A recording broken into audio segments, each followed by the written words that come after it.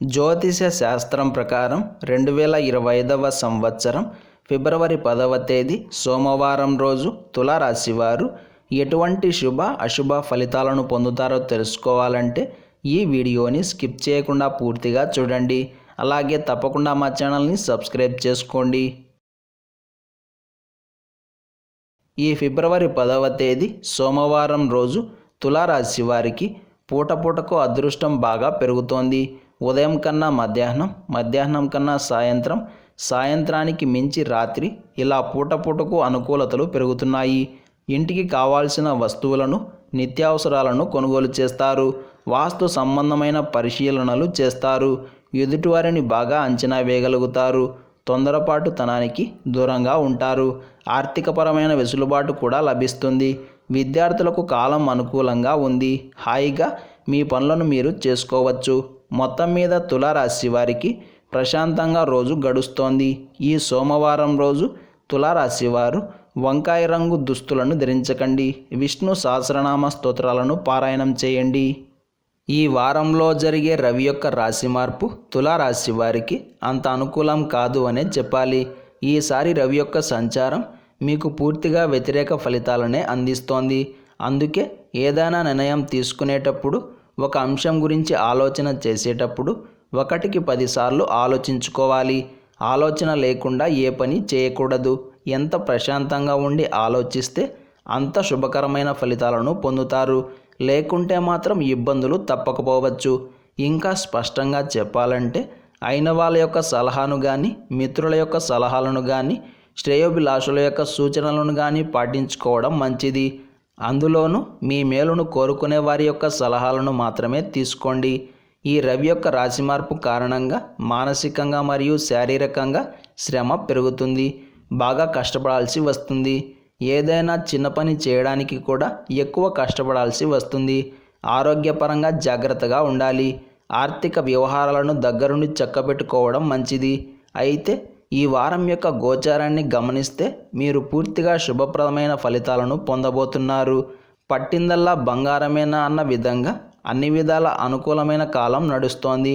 రిజిస్ట్రేషన్లు, అగ్రిమెంట్లు, శుభకార్య ప్రయత్నాలు, ఆర్థికపరమైన వ్యవహారాలు, ప్రేమ వివాహాలకు, పెద్దలను ఒప్పించడానికి చేసే ప్రయత్నాలకు, ఇతరులను మెప్పించడానికి, తాకట్టులు పెట్టుకోవడానికి, అలాగే విడిపించుకోవడానికి, లోన్స్కి, ఇలా ప్రతి ఒక్క అంశం కూడా మీకు అద్భుతంగా కలిసి వస్తుంది.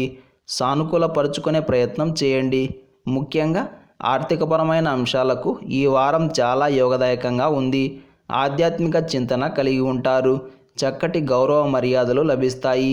ఈ సమయంలో మీరు 100 మందిలో ఉన్నా సరే కొట్టొచ్చినట్లుగా కనిపిస్తారు. ఈ వారం తులారాశి వారికి సోమవారం, మంగళవారం, బుధవారం, గురువారం మరియు శుక్రవారాలు చక్కగా అనుకూలిస్తాయి. ఆదిత్య హృదయ స్తోత్రాన్ని పారాయణం చేయండి.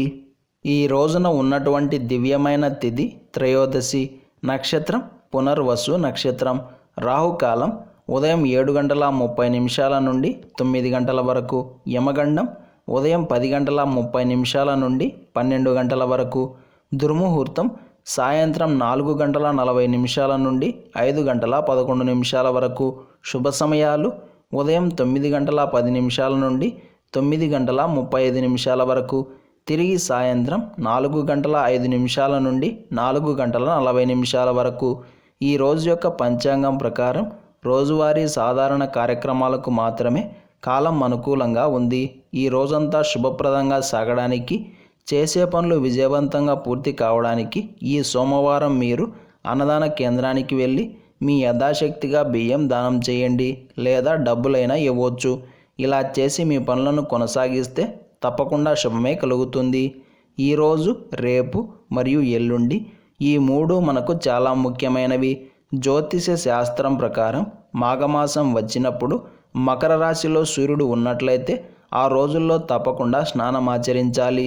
మాఘ స్నానం చేయడం వలన, అందులోనూ మకర రాశిలో సూర్యుడు ఉన్నప్పుడు చేయడం వలన శాపాలు, దోషాలు, పాపాలు, చెడు కర్మలు అన్నీ కూడా దగ్ధమవుతాయి. అందుకే ఈ మాసమంతా మాఘస్నానం ఆచరించలేని వారు కనీసం వరుసగా ఈ 3 రోజులైన స్నానాన్ని ఆచరించి పునీతులు కండి. అలాగే సోమవారం మరియు త్రయోదశి 2 కలిసి వచ్చిన ఈరోజు మనమంతా ప్రదోష వ్రతాన్ని ఆచరించాలి. ప్రదోష సమయంలో యథాశక్తిగా శివారాధన చేసుకోవాలి. ఈరోజు మనమంతా ఓం పునీత జయానందాయ నమః అనే మంత్రాన్ని పదే పదే జపిస్తూ ఉండాలి. ఇవే ఈరోజు యొక్క పంచాంగం వివరాలు.